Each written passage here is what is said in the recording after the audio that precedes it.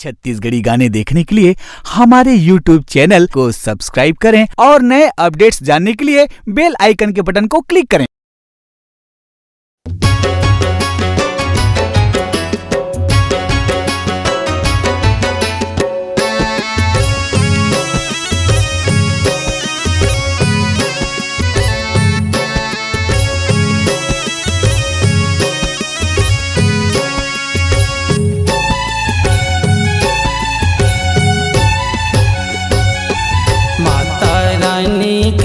मंदिर माँ जगमग ज्योत जलत है ना।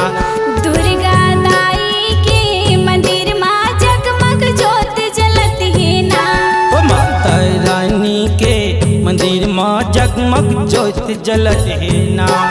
दुर्गा दाई के मंदिर माँ जगमग ज्योत जलत है ना। 9 दिन नवरात्र मैया के 9 दिन नवरात्र मैया के सोर उड़त है ना।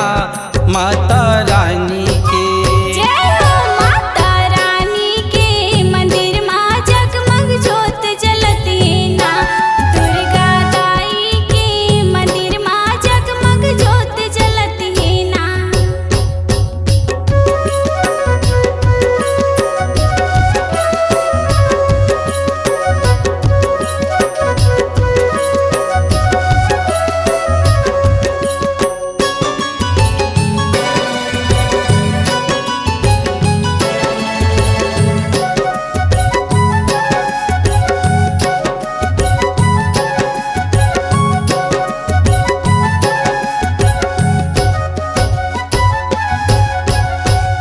लगा के तोर उदाई घी के जोत जलावत है।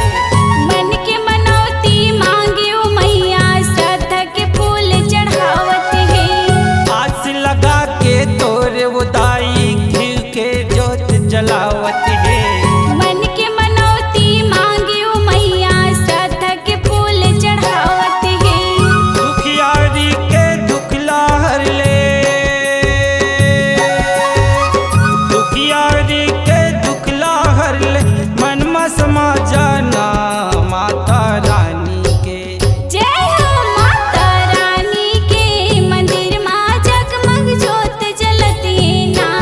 दुर्गा दाई के मंदिर माँ जगमग ज्योत जलत है ना।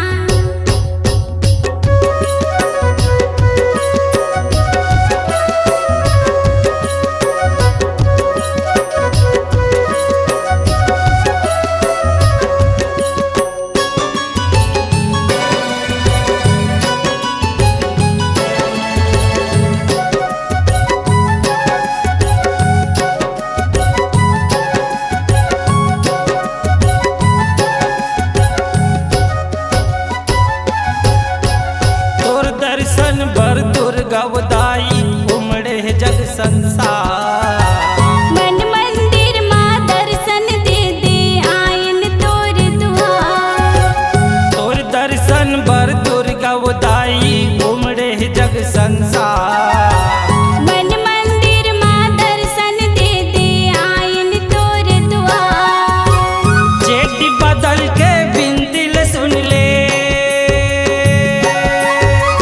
जेठी बदल के बिंदिल सुन ले आस लगायो ना। माता रानी के जय हो माता रानी के मंदिर माँ जगमग ज्योत जलत है ना। दुर्गा दाई के भुवन माँ जगमग ज्योत जलत है ना।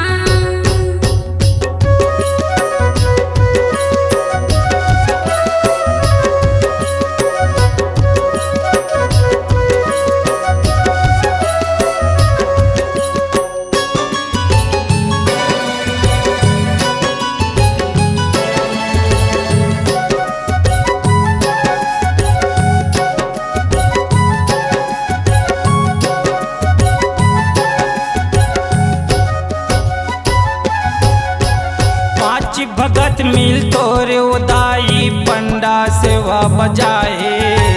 पूजा के थाली सजा के मैया नरियर पान चढ़ाए। भगत मिल तोरे उदाई पंडा सेवा बजाए।